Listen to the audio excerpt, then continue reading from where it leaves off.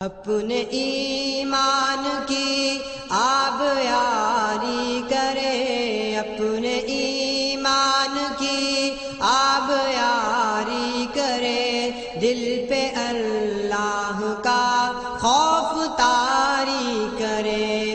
جس اللہ تعالیٰ نے ہمیں انسان بنایا، پھر اللہ تعالیٰ کا احسان ہے جس اللہ نے ہمیں مسلمان بھی بنایا اور اپنے آخر نبی جناب محمد صلی اللہ علیہ وسلم کا امتی بھی بنایا۔ حضرات محترم، ہر انسان یہ چاہتا ہے کہ مجھے سکون مل جائے، ہر انسان کی یہ خواہش ہے کہ میری زندگی کے اندر سکون آ جائے، اور دنیا کے اندر ہر انسان پریشان نظر آ رہا ہے۔ کوئی بیماریوں کی وجہ سے پریشان ہے، کوئی کاروبار کی وجہ سے پریشان ہے، اور کوئی اولاد کی وجہ سے نافرمان ہے کہ میری اولاد نافرمان نکل آئی۔ تو آئیے، اللہ تعالیٰ نے قرآن مجید کے اندر اس بات کا تذکرہ فرمایا ہے، فرمایا وَمَنْ أَعْرَضَ عَنْ ذِكْرِي فَإِنَّ لَهُ مَعِيشَةً ضَنْكَ، جس نے اللہ کے ذکر سے منہ پھیر لیا، اللہ تعالیٰ اس کی معیشت کو تنگ کر دیتے ہیں، اس کی روزی سے برکتیں ختم کر دیتے ہیں۔ وہ بندہ سکون سے نہیں جی سکتا جو اللہ کے ذکر سے منہ پھیر لے۔ اب سوال یہ پیدا ہوتا ہے کہ اللہ کے ذکر سے مراد کیا ہے؟ اللہ کے ذکر سے مراد نماز بھی ہے۔ کہاں لکھا ہے؟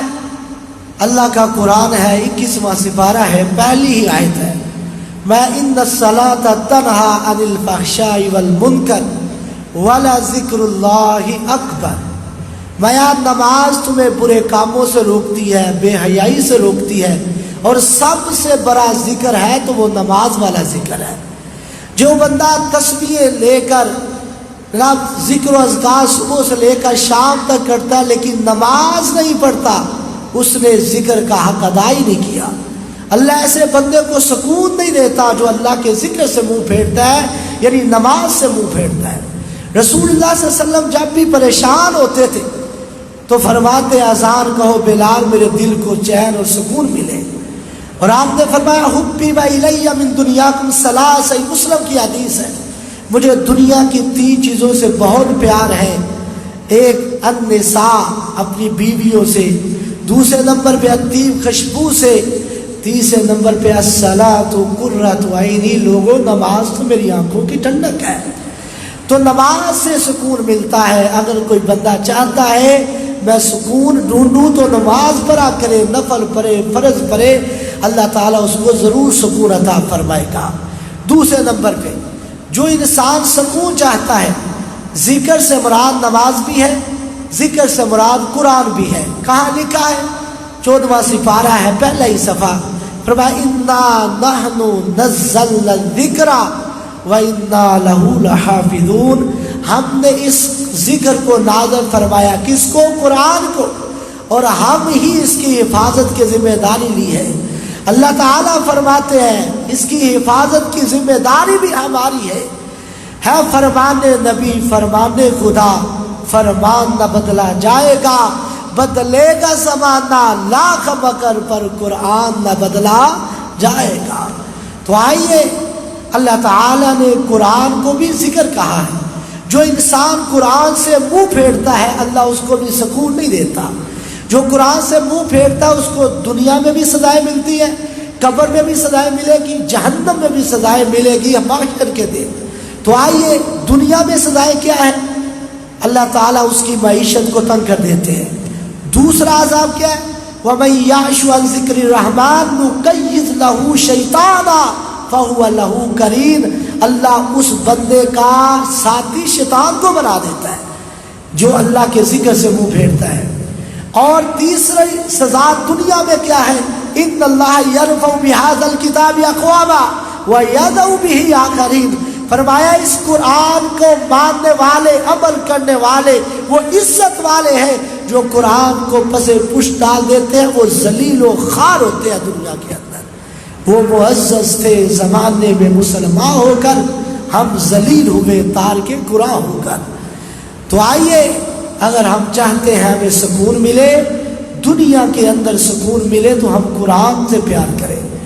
دوسرے نمبر پہ قبر میں بھی سزائیں ہیں۔ صحیح البخاری کی حدیث ہے، جب منکر نکیر آتے ہیں فرشتے پوچھتے ہیں من ربک من نبیک ما دینک، تو جو نافرمان ہوتا ہے بد نصیب، اللہ ہمیں محفوظ فرمائے، وہ کیا کہتا ہے ولا دریت ولا تلیت، میں تو پڑھا ہوا ہی نہیں، میں نے تو قرآن کو پڑھا ہی نہیں، مجھے کیا پتا اللہ کون ہے، مجھے کیا پتا نبی کون سا ہے، مجھے کیا پتا میرا دین کیا ہے، میں پڑھا ہوتا تو مجھے پتا چلتا، میں نے قرآن کو نہیں پڑھا۔ پھر کیا ہوتا ہے ثم یضرب بمطرقۃ بین اذنیہ، نبی صلی اللہ علیہ وسلم نے فرمایا فرشتے ہتھوڑا پکڑ کر اس کے کانوں کے درمیان یہاں گدی پہ مارتے ہیں، اس کا سر چورا چورا ہو جاتا ہے۔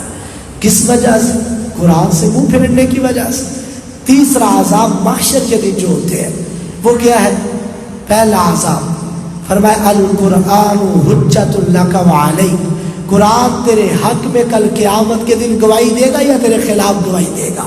اب میں اور آپ دیکھیں کہ قرآن میرے حق میں گواہی، ہم ایسے اعمال کرتے ہیں کہ قرآن میرے حق میں گواہی دے، اور اگر نہیں تو پھر سوچئے۔ دوسرا عذاب محشر کے دن وَنَحْشُرُ يَوْمَ الْقِيَامَةِ أَعْمَىٰ، ایسے بندے کو اللہ اندھا کر کے اٹھائے گا جو اللہ کے ذکر سے منہ پھیرتا ہے۔ تیسری سزا فرمایا وَقَالَ الرَّسُولُ يَا رَبِّ إِنَّ قَوْمِي اتَّخَذُوا هَٰذَا الْقُرْآنَ مَحْجُورًا، اللہ کے نبی خود مقدمہ درج کروائیں گے اس بد نصیب کے خلاف، اور کہیں گے اللہ یہ وہ بد نصیب ہے جس نے پوری زندگی قرآن کو پڑھا نہیں ہے، بس پش ڈالتا رہا ہے، یہ وہ آدمی ہے میری قوم کا ان قومی اتخذوا هذا القرآن مہجورا، اس نے قرآن کو پس پش ڈال دیا۔ نبی صلی اللہ علیہ وسلم خود مقدمہ درج کر۔ تو اللہ ہمیں دنیا کی بھی سزاؤں سے محفوظ فرمائے، قبر کی بھی اور حشر کی سزاؤں سے بھی۔ اللہ ہمیں قرآن کو زیادہ پڑھنے کی توفیق دے۔ تیسرے نمبر پہ اگر ہم سکون چاہتے ہیں تو ذکر و اذکار کریں۔ اللہ تعالیٰ نے قرآن مجید کے اندر فرمایا الذین یذکرون اللہ قیاما وقعودا وعلی جنوبہم، جو نیک لوگ ہوتے ہیں وہ بیٹھے ہوں تو اللہ کو یاد کرتے ہیں، لیٹے ہوں تو اللہ کو یاد کرتے ہیں، کھڑے ہوں تو اللہ کو یاد کرتے ہیں۔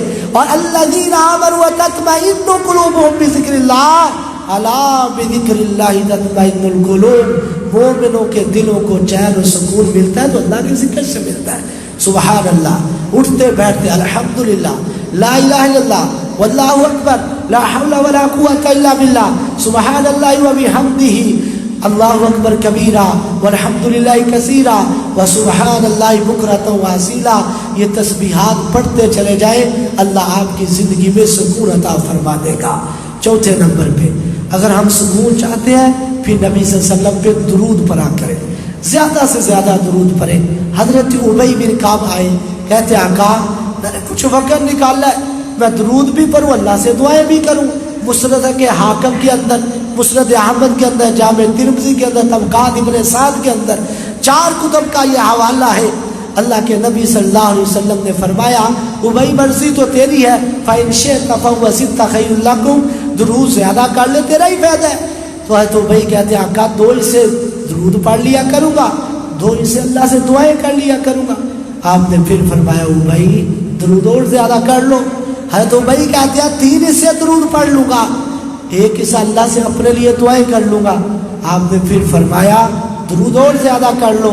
تو حضرت ابی کہتے ہیں آقا مجھے جب بھی وقت ملے گا میں آپ پہ درود ہی پڑھتا رہوں گا۔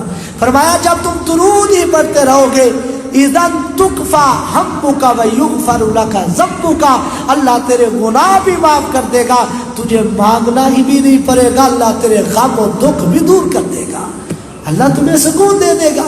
تو درود پڑھنے سے سکون ملتا ہے۔ امام راضی بہت بڑے امام گزرے ہیں، الفخر الرازی کے نام سے انہوں نے تفسیر لکھی ہے، 40-50 جلدوں میں۔ فرماتے ہیں میں جب بھی بیمار ہوتا ہوں میں نبی پہ درود پڑھتا ہوں، اللہ مجھے شفا دے دیتا ہے۔ تو درود کے اندر بھی اللہ نے شفا رکھی ہے، درود کے اندر بھی سکون ہے۔ آخری بات، پانچویں بات، اگر ہم سکون چاہتے ہیں تو پھر ہم گناہوں سے بچ جائیں۔ رمضان کا مہینہ گزرتا جا رہا ہے، آج 25واں روزہ ہے، خدا را اللہ کے لیے گناہوں کو چھوڑ دیجئے۔ اگر ہم چاہتے ہیں کہ ہم اللہ کے عذابوں سے بچ جائے، یہ کرونا کی بیماری سے بچ جائے، یہ کینسر کی بیماریوں سے بچ جائے، یہ شوگر کی بیماریوں سے بچ جائے، پھر گناہوں سے بچ جائے، کعبہ کے رب کی قسم ہے اللہ آپ سے عذابوں کو بھی ختم کر دے گا۔ سکون چاہتے ہو تو گناہوں کو چھوڑ دے۔ اگر پہلی قوموں کا مطالعہ کرے نا، جتنی بھی قوموں پہ عذاب آئے ہیں گناہوں کی وجہ۔ حضرت نوح علیہ السلام کی قوم پہ عذاب کیوں آئے؟ مما خطیئات اغرقوا فادخلوا نارا، ان کے گناہوں کی وجہ سے ان کو غرق کیا گیا۔ حضرت ہود پیغمبر کی قوم علیہ السلام عاد کیوں تباہ ہوئی؟ وتلک عاد جحدوا بآیات ربهم وعصوا رسله واتبعوا امر كل جبار عنید، نافرمان ہو گئے، اللہ اس کے رسول کے ضدی قسم کے ہو گئے۔ 8 دن 7 راتیں ان کے اوپر طوفان کا عذاب آیا۔ آئیے قوم مدین تباہ کیوں ہوئی؟ ولا تنقصوا المکیال والمیزان، نبی کہتا رہا کم نہ تولو، بےایمانیاں نہ کرو، ہیرا پھیریاں نہ کرو۔ قوم والے باز نہ، اللہ نے زور کی چیخ بھیجی، زلزلہ بھیجا، تباہ کر کے رکھ دیا۔ تو آئیے اگر ہم چاہتے ہیں ہمیں سکون ملے تو آخری حدیث سنیں، سنن ابن ماجہ کتاب الفتن باب العقوبات، حدیث کا نمبر 4019، حدیث کے راوی عبداللہ بن عمر، علامہ البانی اس حدیث کو صحیح کہتے ہیں۔ حضرت عبداللہ بن عمر کہتے ہیں اللہ کے نبی صلی اللہ علیہ وسلم نے نماز پڑھائی، نماز پڑھانے کے بعد ہماری طرف متوجہ ہوئے، اقبل علینا رسول اللہ صلی اللہ علیہ وسلم، فرمایا خمس اذا ابتلیتم بہن، میرے صحابہ یا معاشر المہاجرین، اے میرے ماننے والوں، میری امت والوں، مہاجر انصار سن لو، 5 گناہ ایسے ہیں جب تم کو اس میں آزمایا جائے گا، وَأَعُوذُ بِاللَّهِ أَن تُدْرِكُهُنَّ، میں محمد صلی اللہ علیہ وسلم پناہ مانگتا ہوں کہیں میری امت وہ گناہ کرنے شروع نہ کر دے۔ فرمایا جب وہ میری قوم گناہ کرے گی، نیٹ کیش ان کی سزائیں فوراً مل جائے گی، ادھار نہیں ہوگا۔ 5 گناہ کرے گی، 5 گناہوں کی سزائیں ساتھ ہی۔